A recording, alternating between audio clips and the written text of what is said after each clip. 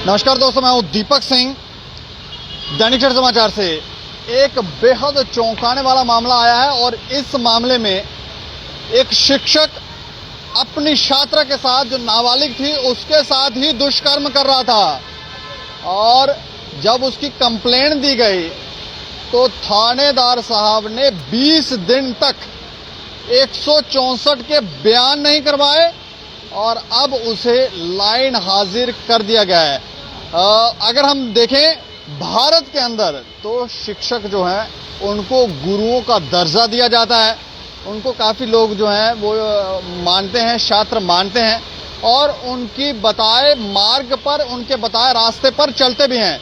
लेकिन कुछ इस तरह के शिक्षक हैं जो अपनी मानसिकता जो है वो शायद खो चुके हैं और ऐसे ऐसे कार्य कर रहे हैं जिससे जब समाज में ये बात आती है तो ऐसा दृष्टिकोण सेट होता है कि ये किस तरह के शिक्षक हैं, किस तरह के। आजकल तो ऐसा भी देखा गया है कि इन शिक्षकों में लोभ, स्वार्थ भी देखा जा रहा है और वासना भी देखी जा रही है, काम भी देखा जा रहा है। तो ये सब जो है जब स्वयं ही अपने विकारों पर, अपनी इंद्रियों पर नियंत्रण नहीं कर पाते तो ये दूसरों को क्या शिक्षा देंगे।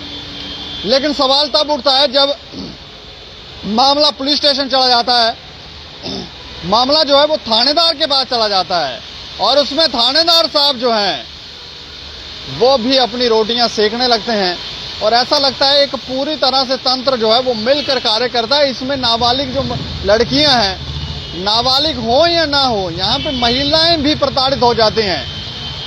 जब हम पत्रकारिता में नहीं थे तो उससे पहले इन लोगों का बहुत बोलबाला था, लेकिन जब से हमने कार्य शुरू किया तो धीरे धीरे इन चीजों पर अंकुश जरूर लगा है। जो लोभी स्वार्थी थानेदार थे उन पर कार्रवाइयां हुई हैं, उनको ट्रांसफर कर दिया गया है। कुछ लाइन हाजिर हैं, कुछ कहीं हैं, लेकिन उसके बावजूद भी अभी कई ऐसे थानेदार हैं जो अब भी स्वार्थी, लोभी हैं और जब ये कुर्सी के ऊपर बैठते हैं, वैसे तो ये नॉर्मली बिल्कुल अच्छे से व्यवहार करते हैं, इनसे बात करें, इतना अच्छा व्यक्तित्व तो ऐसा लगता है कि हमने तो कहीं देखा नहीं।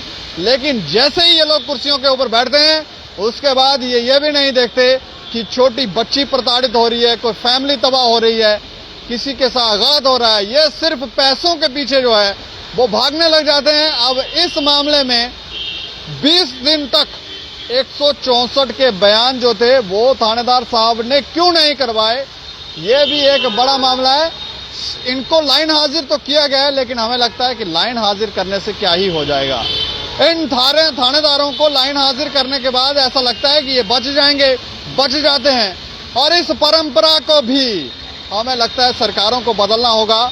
क्योंकि हमने पहले भी कहा कि ये जो थानेदार जब पता चल जाता है कि इस तरह की हरकतें कर रहे हैं तो इनको डेड वुड्स में डालकर बाहर का रास्ता दिखा देना चाहिए। इन लोगों को कोई अधिकार नहीं देने चाहिए कि ये लोग सर्विस में रहें, ये सरकारी खजाने से पैसा लेकर फिर अपने घर वालों को पालें।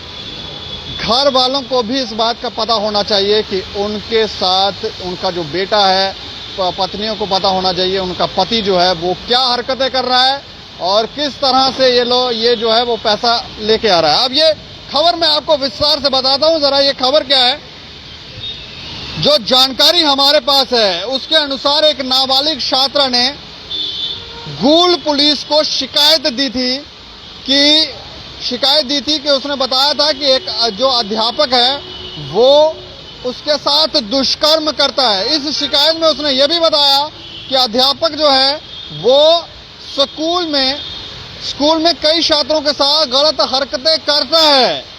शिकायत पर कार्रवाई करते हुए पुलिस ने मामला दर्ज कर लिया और लेकिन उसके बाद मामला दर्ज होने के बाद 20 दिनों तक जो नाबालिग लड़की थी, शिकायतकर्ता थी, उसके 164 के बयान नहीं करवाए। उसके बाद आरोपी जो था, जो टीचर था, अध्यापक था, वो अग्रिम जमानत ले आया जिससे कि आरोपी पक्ष को पूरा फायदा मिला। उस शिक्षक को जिसने इतना संगीन जुर्म किया था और कर रहा था। ये तो एक लड़की होगी जो सामने उठकर आ गई, नहीं तो लड़कियां बोलती नहीं है, उनको डर लगता है कि कहीं वो बता देंगी, घर वाले भी मारेंगे, बाहर वाले तो ताने मारेंगे और जिसको हाथ लगा वही ना जाने क्या क्या अनाप शनाप बोलेंगे, तो लड़कियां बताती नहीं है। लेकिन इस लड़की ने हिम्मत की, इसने बताया और उसके बाद ये देखें 164 के बयान भी नहीं करवाए और ये आरोपी जो है अग्रिम जमानत भी लेकर आ गया और इसको पूरा फायदा जो है वो मिला।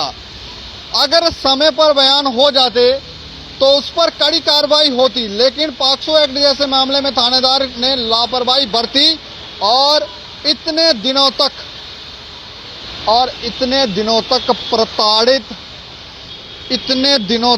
प्रताड़ित जो थी वो 164 के बयान उसके नहीं हुए। वो वेट करती रही, इंतजार करती रही, लेकिन नहीं हुआ। जब जिले के एसपी को इस बारे में पता चला और केस के बारे में थोड़ा उन्होंने पड़ताल किया तो पाया कि इसमें चूक हुई है, इसमें लूप होल्स हैं। ऐसे संगीन मामले में कार्रवाई तुरंत ही की जानी चाहिए थी, लेकिन जमीनी स्तर पर ऐसा नहीं था।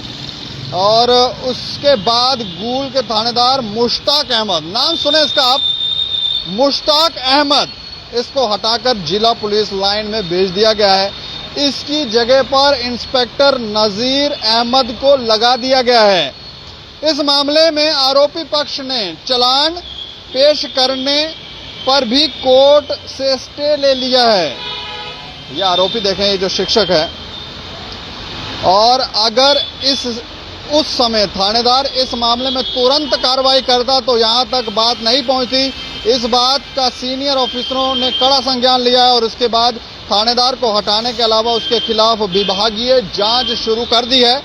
जांच की जा रही है, लेकिन दंड क्या मिलेगा? सिर्फ पुलिस लाइन में भेजने से क्या हो जाएगा? ये लोग तो डरते नहीं हैं, इनको पता है वहां भी सैलरी मिल रही है। वहां थानेदार बनते हैं तो वहां तो सैलरी मिलती है, उसके बाद बाहर से भी पैसा लेते हैं, जहां से पैसा है वहां से लेते हैं और फिर पुलिस लाइन भेज दो तो इनको पता है कि उस तरह की कार्रवाई तो होगी नहीं, नौकरी जाएगी नहीं, जेल जाएंगे नहीं। इस तरह के मामले में जो आरोपी है, जो टीचर है, उस पर तो पॉक्सो एक्ट लगता है, लेकिन जब कोई शील्ड करे, जैसे ये थानेदार साहब कर रहे थे, तो फिर इनके ऊपर क्या लगना चाहिए? हम तो कहते हैं इनके ऊपर भी पॉक्सो एक्ट ही लगा लेना चाहिए, क्योंकि ये भी उतने ही गुनाहगार हैं जितना गुनाहगार वो टीचर है जो अपनी शिक्षा का दुरुपयोग करके बच्चियों के साथ गलत कर रहा था। इस मामले के ऊपर, इस खबर के ऊपर आप जरूर अपनी प्रतिक्रिया दें और देखते रहें दैनिक समाचार। मुझे और मेरे सहयोगी को दें इजाजत। नमस्कार।